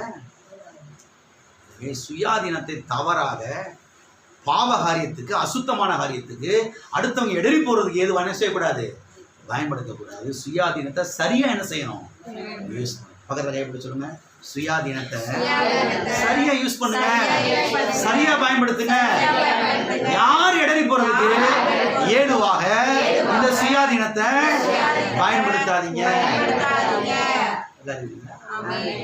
சில ஆட்கள் பார்த்தீங்கன்னா ஏசுனார் போட்டோ கூட பொங்கலை வச்சு சாப்பிட்டு இருக்கிறது. நீ அந்த போட்டோக்கு முன்னாடி வச்சிருக்கியா, நான் ஏசுனது போட்டோக்கு முன்னாடி வச்சிருக்கேன், என்ன செஞ்சிருக்கேன் பொங்கச்சோர. இதெல்லாம் எங்க போய் சொல்றதுன்னு நமக்கு தெரியல. விக்கிரகங்களுக்கு படைக்கப்பட்டவைகளை குறித்து அறிவு உண்டு என்று நமக்கு தெரியுமே. நமக்கு அது மாத்திரமல்ல, நம்முடைய சுயாதீனத்தை துர்க்குணத்துக்கு ஏதுவாக பயன்படுத்தக்கூடாது என்று சத்திய வேதம் சொல்லுகிறது. வாசித்து முடிப்போம். நம்முடைய சுயாதீனத்தை துர்க்குணத்துக்கு ஏதுவாக என்ன செய்யக்கூடாது, பயன்படுத்தக்கூடாது என்று சத்திய வேதம் சொல்லுது. 1 பேதுரு 2ஆம் அதிகாரம் 1 பேதுரு 2ஆம் அதிகாரம் 16வது வசனம். சுயாதீனம் உள்ளவர்களாய் இருந்தும் உங்கள் சுயாதீனத்தை துர்க்குணத்துக்கு மூடலாக, இந்த வார்த்தை நல்லா கவனிச்சுங்க, மூடலாகனா அது என்னன்ற பார்ப்போம். மூடலாக கொண்டிராமல் தேவனுக்கு அடிமைகளாய் இருங்கள். இங்கே சொல்லப்பட்டிருக்கிறது சுயாதீனம் உள்ளவர்களாய் இருந்தும். நீங்களா யாரு? சுயாதீனம் உள்ளவர்கள். கர்த்தர் நம்மை சுயாதீனத்துக்கு அழைத்திருக்கிறார். நீங்களா பாருங்க, சுதந்திர வாழ்வை பெற்றிருக்கிறீர்கள். அப்படி இருந்தும் உங்க சுயாதீனத்தை துர்க்குணத்துக்கு மூடலாக பயன்படுத்தாதீங்க. எதுக்கு மூடலாக? துர்க்குணத்துக்கு மூடலாக. இந்த வசனம் பொது மொழிபெயர்ப்புல எப்படி வந்திருக்குதுன்னா ரொம்ப அருமையா மொழிபெயர்த்திருக்காங்க. நான் எடுத்து வாசித்து பார்த்தேன். பொது மொழிபெயர்ப்புல நல்லா மொழிபெயர்த்திருக்கிறார். வாசிக்கிறேன். பொது மொழிபெயர்ப்புல வாசிக்கிறேன். நீங்கள் விடுதலை பெற்றிருக்கிறீர்கள். விடுதலை என்கிற போர்வையில், எதுல? விடுதலை என்கிற போர்வையில் தீமை செய்யாதீர்கள், கடவுளுக்கே அடிமையாயிருங்கள் என்று மொழிபெயர்க்கப்பட்டிருக்கிறது. இங்க மூடலாக, இங்க நல்லா மொழிபெயர்த்திருக்கிறாங்க. போர்வை எடுத்து பொத்திக்கிறது மாதிரி என்ன செய்யாத, இந்த சுயாதீனம் என்கிற போர்வைகளை உட்காந்துக்கிட்டு தீமை செய்யாத, அடுத்தவன் குடும்பத்தை கெடுக்காத, அடுத்தவன் பிள்ளையை கெடுக்காத. எல்லாரும் இருக்கிறீங்களா? துர்க்குணத்துக்கு ஏதுவாக கர்த்தரை சுதந்திரமாக்கி இருக்கிறார் சொல்லி அடுத்தவன் மனைவி எடுத்துக்கணும்னு ஆசைப்படாத, அடுத்தவன் பிள்ளை எடுக்கணும்னு ஆசைப்படாத, அடுத்தவன் புருஷன் எடுத்துக்கணும்னு ஆசைப்படாத. கர்த்தரை சுயாதீனம் ஆக்கி இருக்கிறாரு. சுயாதீனம் ஆக்கி இருக்கிறாருங்க. அதுக்காண்டி என்ன வேணா செஞ்சிட முடியுமா? என்ன வேணா பண்ணிட முடியுமா? எதை வேணா எடுத்துக்கிற முடியுமா? எதை வேணா ஆசைப்பட முடியுமா? எல்லாம் இருக்கிறீங்களா? சுயாதீனத்தை தவறா யூஸ் பண்ணாதீங்க. துர்க்குணத்துக்கு எது வேணா செய்யாதீங்க, யூஸ் பண்ணாதீங்க சொல்லுங்க. எனவே கர்த்தர் நமக்கு கொடுத்திருக்கிற அந்த விடுதலை வாழ்வை, சுதந்திர வாழ்வை தீமைக்கு பயன்படுத்தக்கூடாது. கெட்ட காரியங்களுக்கு என்ன செய்யக்கூடாது, பயன்படுத்தக்கூடாது. கெட்ட காரியங்களை செய்வதற்கு பயன்படுத்த, கர்த்தரை நேசித்து அவருக்கு வாழ்க்கையை அர்ப்பணித்து இயேசுவை நோக்கி நாம் ஓடி வர வேண்டும் என்று சத்தியவேதம் நமக்கு போதிக்கிறது. ஆமென். இயேசுவை நேசிக்க வேண்டும். யாரை நேசிக்கணும்? இயேசுவை நேசிக்க வேண்டும். அவருக்கு வாழ்க்கையை அர்ப்பணிக்க வேண்டும். அவருக்கு வாழ்க்கையை அர்ப்பணித்து அவருக்கு நேராக ஓடி வர வேண்டும். கர்த்தாவே, எங்கேயே கடந்த என்னைய, பாவத்துல கடந்த என்னைய, சாபத்துல கடந்த என்னைய, வியாதியில கடந்த என்ன, பிசாசுக்கு அடிமையா இருந்தேன் ஆண்டவரே, என்னை விடுதலை ஆக்கினீரே, உமக்கு ஸ்தோத்திரம். இன்றைக்கு நான் உண்மை நேசிக்கிறேன், அன்பு கூறுகிறேன், ரத்தத்தினால என்னை மீட்டெடுத்தீரே, உமக்கு நன்றி. இன்னைக்கு என்னுடைய வாழ்க்கையை உமக்கு அர்ப்பணித்து உம்மை நோக்கி பார்த்து நான் ஓடி வருகிறேன். என் முழு வாழ்க்கை உமக்கே நான் அர்ப்பணிக்கிறேன் ஆண்டவரை, என்னை எடுத்து பயன்படுத்தும் என்று நீங்கள் சொல்லும் பொழுது நான் சொல்றேன், உங்களை கொண்டு இந்த தேசத்தில் கர்த்தர் பெரிய காரியங்களை நடப்பிப்பார். உங்களை கொண்டு கர்த்தர் அற்புதங்கள் அடையாளங்களை நடப்பிப்பார். உங்க மூலமாய் கர்த்தர் அநேக காரியங்களை கர்த்தர் என்ன செய்வார். எல்லாரும் இருக்கிறீங்களா? ஆமென். எல்லாரும் எழுதுங்க. எல்லாரும் உண்மையாகவே கர்த்தருக்கு இன்னைக்கு நம்ம அர்ப்பணிப்போம். கர்த்தாவே, சுயாதீனத்தை நான் தவற பயன்படுத்த மாட்டேன். சுதந்திர வாழ்வு தவற பயன்படுத்த மாட்டேன். சரியா யூஸ் பண்ணுவேன் ஆண்டவர். சரியா பயன்படுத்து. அடுத்தவங்க இடறி போறதுக்கு, மற்ற விசுவாசிங்க இடறி விடுவதற்கு நான் காரணம் இருக்க மாட்டேன். எல்லாவற்றையும் புசிக்க எனக்கு அதிகாரம் உண்டு, ஆனால் எல்லாம் தகுதியா இராது. கர்த்தாவே, உதவி செய்யும். என்னைய விடுதலை ஆக்கியிருக்கிறீர். சுயாதீன வாழ்வை எனக்கு கொடுத்திருக்கிறீர்ப்பா. உனக்கு நன்றி. உனக்கு நன்றி ராஜா. உனக்கு நன்றி ஆண்டவரே. உனக்கு நன்றி. உனக்கு நன்றி. உனக்கு நன்றி ஆண்டவரே. தகப்பனே, உனக்கு ஸ்தோத்திர ஆண்டவர். எல்லாரும் நம்மை நாமே அர்ப்பணிப்போம். ஓ தேவனே, ஸ்தோத்திரம். இந்த பழைய வாழ்க்கைக்கு நான் போக மாட்டேன். இந்த பழைய வாழ்க்கைக்கு நான் திரும்ப மாட்டேன். பலனற்ற அந்த வாழ்க்கைக்கு, வெறுமையான அந்த வாழ்க்கைக்கு நான் போக மாட்டேன். இது வெறுமையான வாழ்க்கை, ஒண்ணுமில்லாத வாழ்க்கை. இது நிறைவுள்ள வாழ்க்கை, இது பூரணமான வாழ்க்கை, இது பலமுள்ள வாழ்க்கை, இது நல்ல வாழ்க்கை, சமாதானமுள்ள வாழ்க்கை, ஆசீர்வாதமுள்ள வாழ்க்கை, சுகமுள்ள வாழ்க்கை, ஆரோக்கியமுள்ள வாழ்க்கை, ஐஸ்வர்யமுள்ள வாழ்க்கை, செழிப்புள்ள வாழ்க்கை. இதிலே நான் நிலை கொண்டிருக்க போகிறேன். இதிலே நான் நிலை கொண்டிருக்க போகிறேன். ஓ ஹல்லேலூயா. இந்த அருமையான வாழ்க்கைக்குள்ளே என்னை கொண்டு வந்தீரே, உமக்கு நன்றி ஆண்டவரே. இயேசுவின் ரத்தத்துக்காக ஸ்தோத்திரம், இயேசுவின் ரத்தத்துக்காக ஸ்தோத்திரம். பிதாவே, இயேசு நாமத்தில் உம்முடைய சமூகத்திலே நாங்கள் ஆசீர்வதிக்கப்பட்ட அந்த வேலைக்காக நன்றிப்பா. கர்த்தாவே, துதிக்கிறோம், ஸ்தோத்திரிக்கிறோம். தகப்பனே, எங்களை சுயாதீனத்துக்கு அழைத்திருக்கிறீப்பா. ஓ தேவனை உமக்கு நன்றி செலுத்துகிறோம்பா. பிள்ளைகள் ஒவ்வொருவரும் சத்தியத்தை அறிந்து கொள்ளட்டும், விளங்கிக் கொள்ளட்டும் ஆண்டவரே. கர்த்தா, சுயாதீனத்தை சரியாய் பயன்படுத்த பிள்ளைகளுக்கு ஞான அறிவை தருவீராக. மற்றவர்கள் இடறி போவதற்கு ஏதுவாக அதை பயன்படுத்தாமல் சரியாய் பயன்படுத்த ஞானத்தையும் புத்தியும் தருகிறீர். அதுக்காக உமக்கு நன்றி. மகிமையெல்லாம் உமக்கே தருகிறோம். இயேசு நாமத்தில்.